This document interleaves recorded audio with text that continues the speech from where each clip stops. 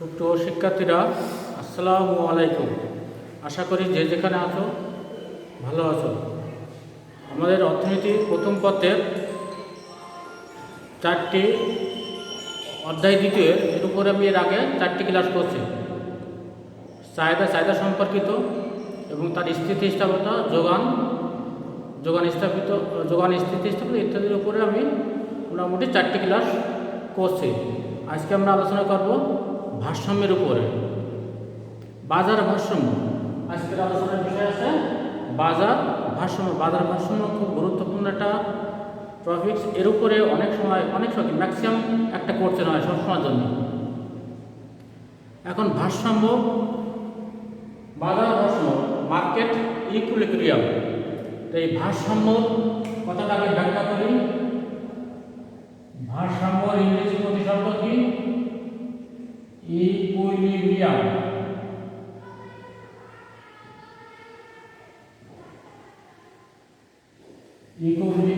Equilibrium ভারসাম্য ইংরেজি প্রতিশব্দটা কি? ইকুইলিব্রিয়াম। ইকুইলিব্রিয়াম অর্থ হচ্ছে কি? ভারসাম্য। অর্থাৎ ইংরেজিতে বলা হয় ইকুইলিব্রিয়াম আর বাংলায় বলা হয় ভারসাম্য। ভারসাম্য এর অর্থ কি? এর অর্থ হলো স্থিতি অবস্থা।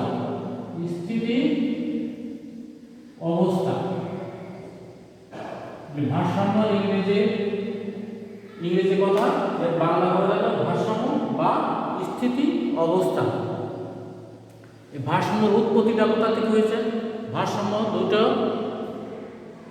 শব্দ থেকে উৎপত্তি হয়েছে। একটা হলো ভারসাম্য, এই ভারসাম্য কথাটার উৎপত্তি হয়েছে দুটো শব্দ থেকে। একটা হলো কি অ্যাকুয়াস,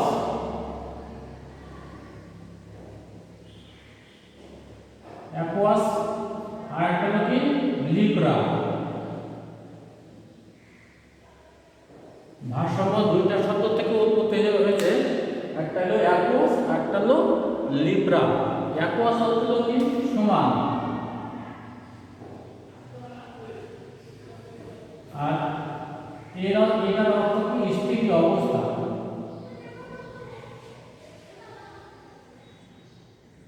সমান স্থিতি অবস্থা।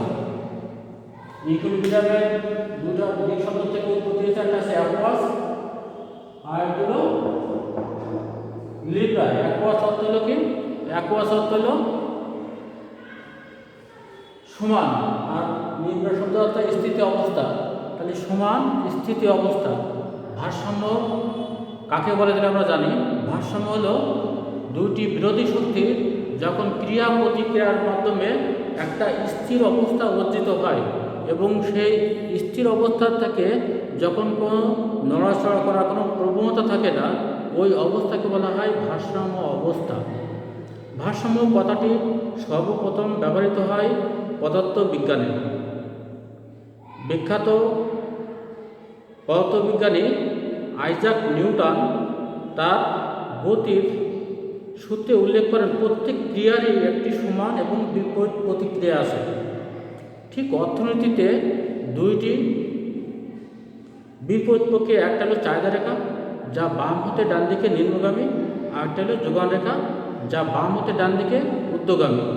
এই নিম্নগামী চাহিদা রেখা এবং ঊর্ধ্বগামী যোগান রেখা যে বিন্দুতে ছেদ করে সেই বিন্দুটাই হলো ভারসাম্য বিন্দু, এবং এই ভারসাম্য বিন্দুতেই নির্ধারিত হয় ভারসাম্য দাম এবং ভারসাম্য পরিমাণ। ভারসাম্য দাম তাহলে কাকে বলে?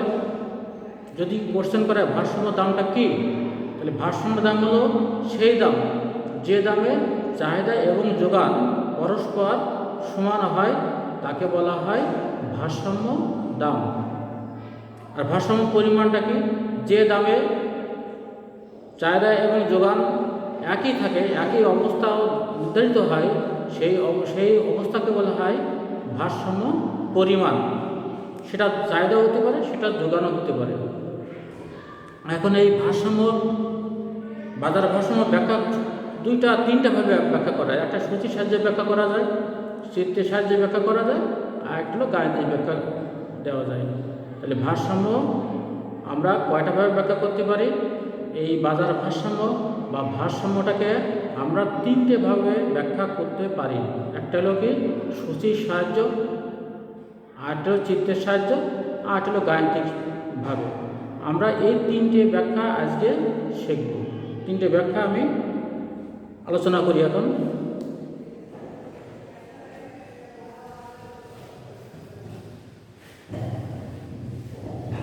প্রথমে আমরা আলোচনা করব সূচির সাহায্যে।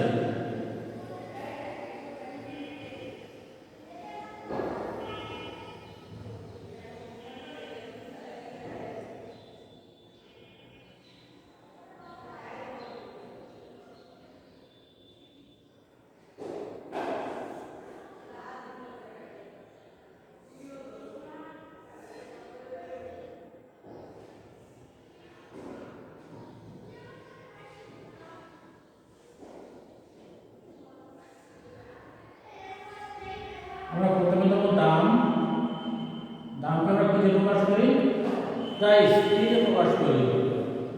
চাহিদাকে কিভাবে প্রকাশ করি? চাহিদাকে আমরা ডি দ্বারা প্রকাশ করি, ডিমান্ড।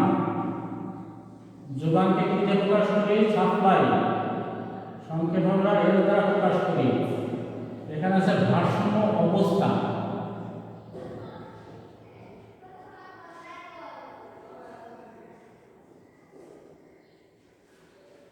এখন আমরা আলোচনা করি দাম আছে কত? 10, 20, 30। দামকে আমরা কিভাবে প্রকাশ করি? আমরা আগে বলছিলাম দামকে আমরা কিভাবে প্রকাশ করি? দামকে আমরা টাকা দ্বারা প্রকাশ করি। যোগান আমরা দেখি 10, 20, 30। যোগানকে কিভাবে প্রকাশ করি? একক।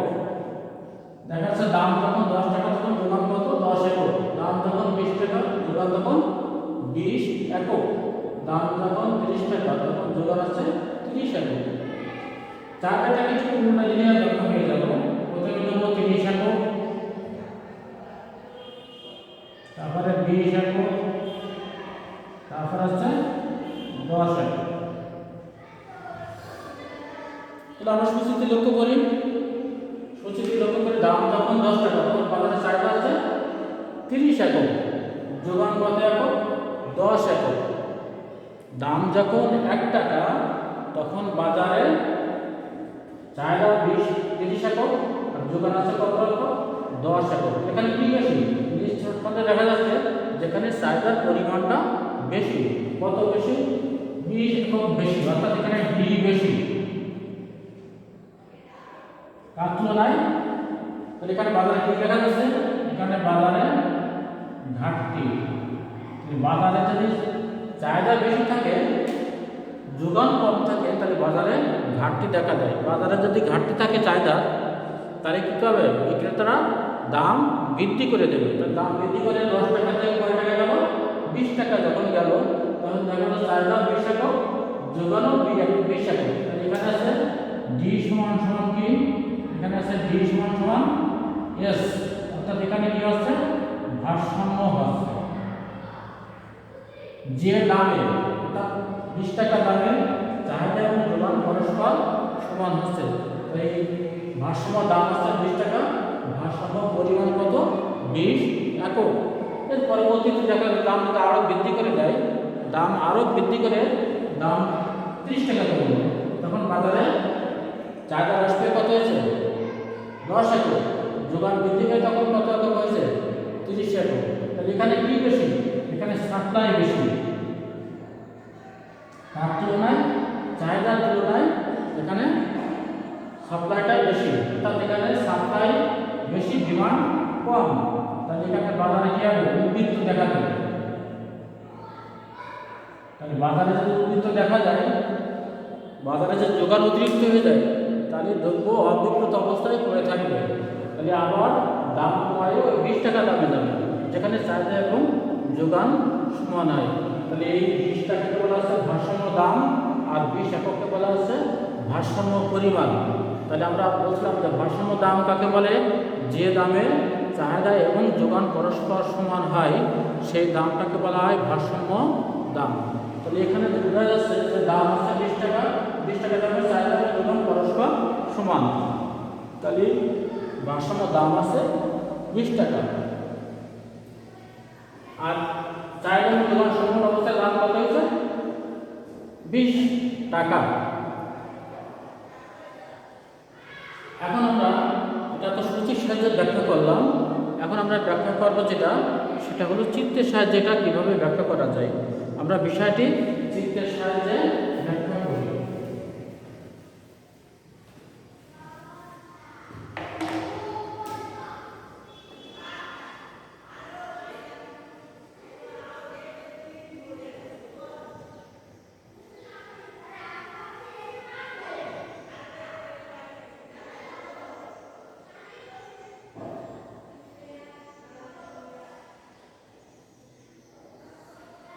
চিত্রের সাহায্যে ভারসাম্য।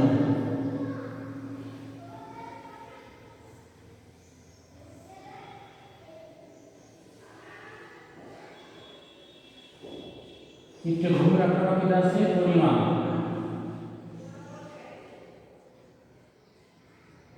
লম্বাকে কি দেখাবো? লম্বাকে দেখাবো আমরা দাম। চিত্রে ভূমি অক্ষে দ্রব্যের পরিমাণ, লম্বাকে দাম নির্দেশ করা হয়েছে। আমরা বুঝলাম কি যে অর্থনীতির দুটি বিরোধী শক্তি, একটা হলো চাহিদা রেখা যা বাম হতে ডান দিকে নিম্নগামী, এবং একটা হলো যোগান রেখা যা বাম হতে ডান দিকে ঊর্ধ্বগামী। এই নিম্নগামী চাহিদা রেখা এবং ঊর্ধ্বগামী যোগান রেখা পরস্পর যে বিন্দুতে ছেদ করে সেই বিন্দুকে বলা হয় ভারসাম্য বিন্দু। আর ভারসাম্য বিন্দুতে যে দাম নির্ধারিত হয় তাকে বলা হয় ভারসাম্য দাম, আর যে পরিমাণ নির্ধারিত হয় তাকে বলা হয় ভারসাম্য পরিমাণ। বিষয়টি চিত্রে এখন আমরা স্পষ্ট করি।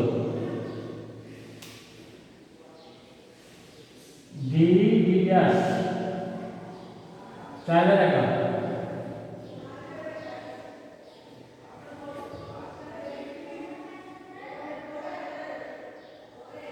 এস ড্যাশ হচ্ছে যোগান রেখা, ডি ড্যাশ রেখা চাহিদা রেখা যা বাম হতে ডান দিকে নিম্নগামী, এস ড্যাশ হচ্ছে যোগান রেখা যা বাম হতে ডান দিকে ঊর্ধ্বগামী। এই নিম্নগামী চাহিদা রেখা ঊর্ধ্বগামী যোগান রেখা পরস্পর কোন বিন্দুতে ছেদ করছে? ই বিন্দুতে ছেদ করছে। তাহলে ই বিন্দুকে বলা হয় ভারসাম্য বিন্দু। ভারসাম্য বিন্দুতে যে দাম নির্ধারিত হয় তাকে বলা হয় ভারসাম্য দাম, আর এটা হচ্ছে ভারসাম্য পরিমাণ। ই হচ্ছে ভারসাম্য বিন্দু। এখানে ডি সমান কি হয়? এস। চাহিদা এবং যোগান পরস্পর সমান। এখানে দাম কত হচ্ছে? ওপি দাম। যোগান কত? যোগান আছে ও কিউ। যোগান ও কিউ, চাহিদা কত? O Q.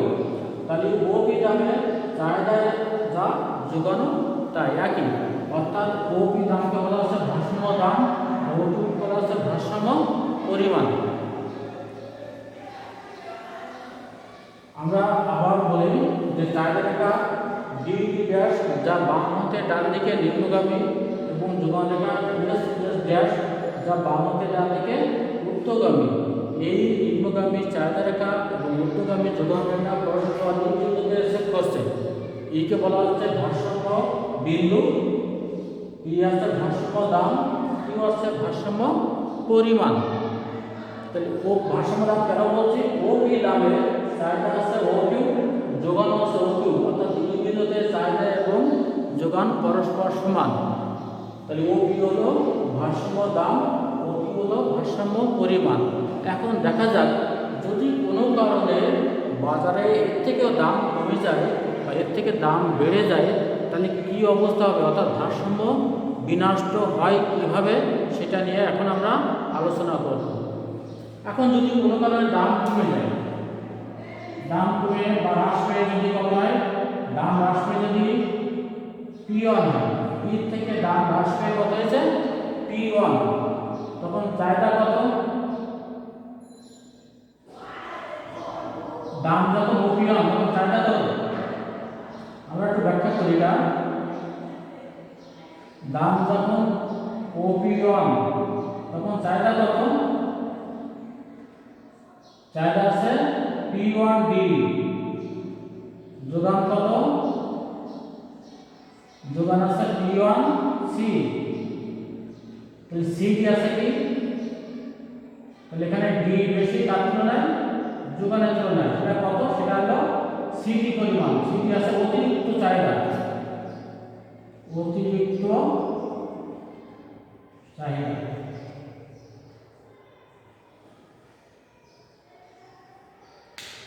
ক্লিয়ার কিনা? দাম যখন পি থেকে হ্রাস পেয়ে পিওর হয়, অর্থাৎ দাম কমে যায়, তখন চাহিদা বৃদ্ধি পায়। চাহিদা বৃদ্ধি পেয়ে কত হয়? চাহিদা বৃদ্ধি পেয়ে P1 D হয়। আর যোগান কমে যায়, যোগান কমে কত হয়? P1 C হয়। তাহলে সিটি আছে কি? অতিরিক্ত চাহিদা।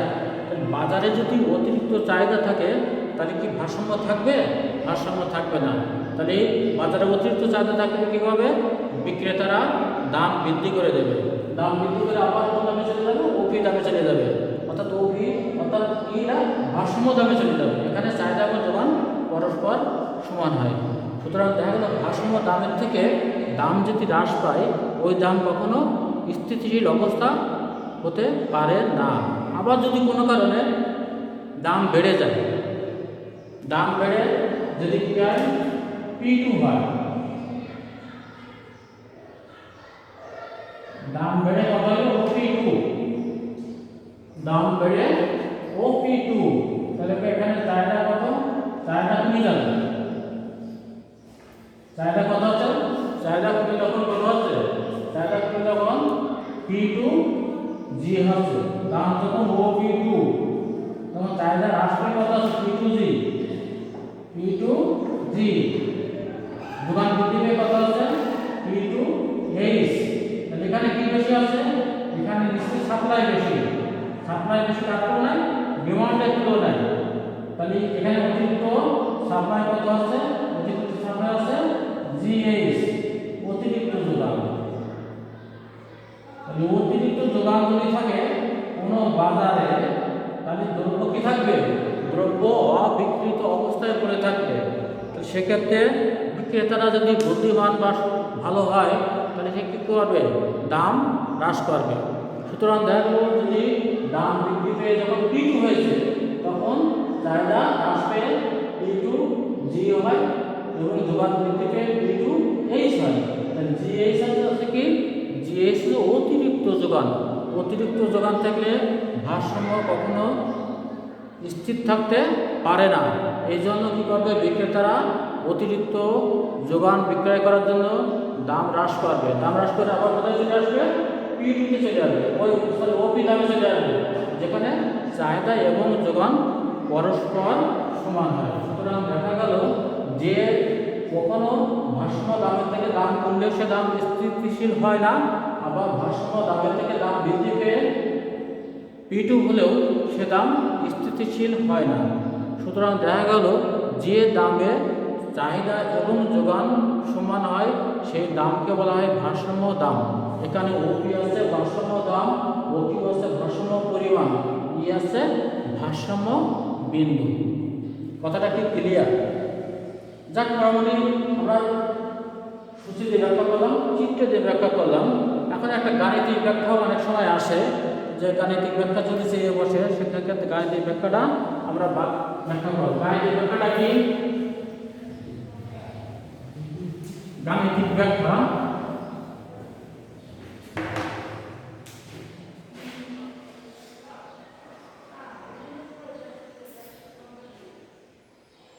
গাণিতিক ব্যাখ্যা ধরি চাহিদা রেখা।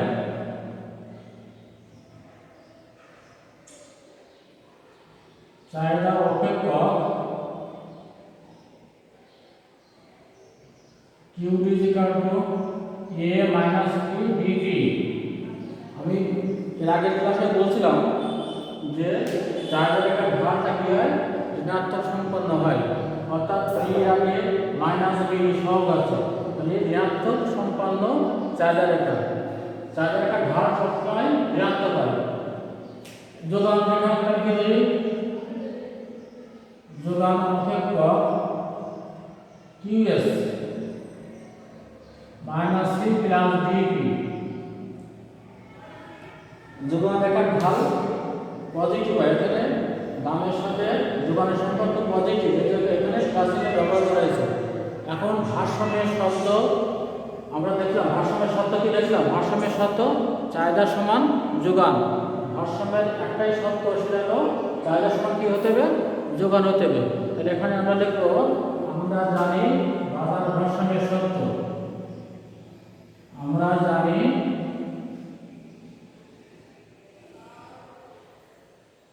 বাজার ভারসাম্যের শর্ত।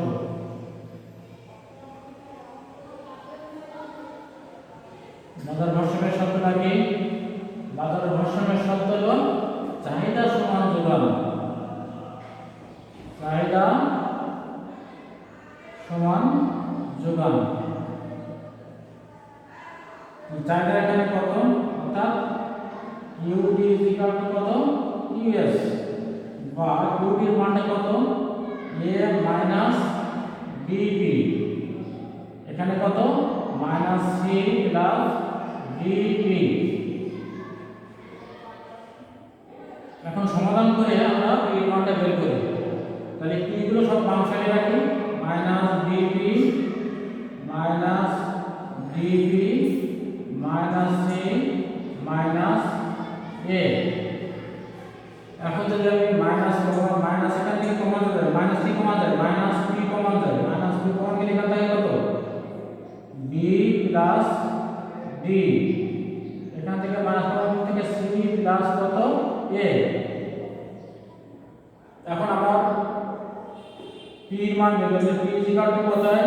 পি ইজ ইকুয়াল টু হয় মাইনাস সি, এখানে এত, আর এখানে আমি মাইনাস বি প্লাস ডি। উপর নিচে থেকে যদি মাইনাস কেটে যায়, ভারসাম্য দামটা কত আসে?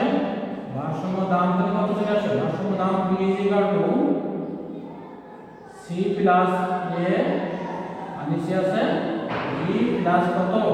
ডি। এটা হচ্ছে ভারসাম্য দাম। আমরা কি পেয়ে গেলাম? ভারসাম্য দাম পেয়ে গেলাম। এখন ভারসাম্য দাম পাওয়ার পরে এই মানটা আমরা চাহিদা বসালে যে উত্তর পাবো, যোগানে বসালে উত্তর সেমই পাবো। অর্থাৎ ভারসাম্য দাম বের করার পরে এই মানটা আমরা চাহিদাটা বসাতে পারি, যোগানেও বসাতে পারি। তাহলে কি পাবো? ভারসাম্য পরিমাণ। এখন লিখতে হবে পি এর মান।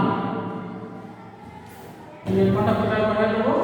পি এর মানটা আমরা যোগানে বসাই, তাই বসালেই হবে। চাহিদা বসালেও হবে, যোগানে বসালেও হবে। পি এর মান যোগানে বসিয়ে পাই। পি এর মান যোগানে বসায়া পাই।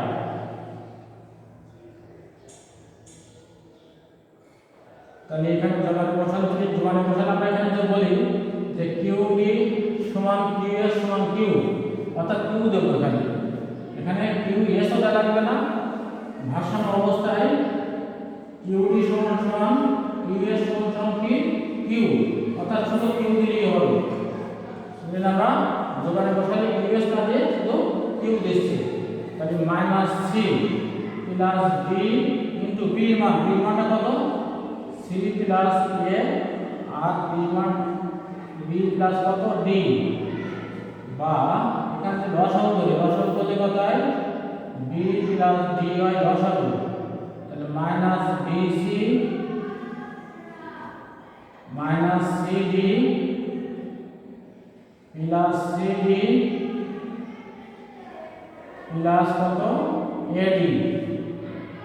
এখান থেকে তাহলে সিডি আর সিডি কেটে যায়, এটি আর এটি কেটে যায়, তাহলে কত? এডি মাইনাস কত থাকে? বিসি, নিচে কত? BD, B plus D. তাহলে আমরা ভারসাম্য দামটা কত পাইছি? তাহলে নির্ণয় ভারসাম্য দাম। এখন আমরা লিখব নির্ণয় ভারসাম্য দাম পি বার। কোনো মান নির্ধারণ করলে সেটাকে আমরা বাদ দিই। তাহলে ভারসাম্য দাম পি বার ইকুয়াল কত? সি প্লাস কত? এ, নিচে আছে কত? B plus D. আর পরিমাণ এবং পরিমাণ, ভারসাম্য পরিমাণ কত বললাম? Q1 Q কত আসছে AD মাইনাস BC আছে B প্লাস D।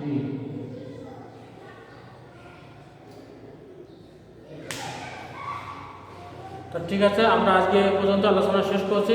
এরপরে আমরা দেখব অপেক্ষক থেকে অর্থাৎ সমীকরণ থেকে কিভাবে চাহিদা এবং যোগানের সমতার দ্বারা ভারসাম্য নির্ধারণ করা যায়, এটা আগামী ক্লাসে আমরা আলোচনা করব। সবাই ভালো থাকো, সুস্থ থাকো, আল্লাহ হাফেজ।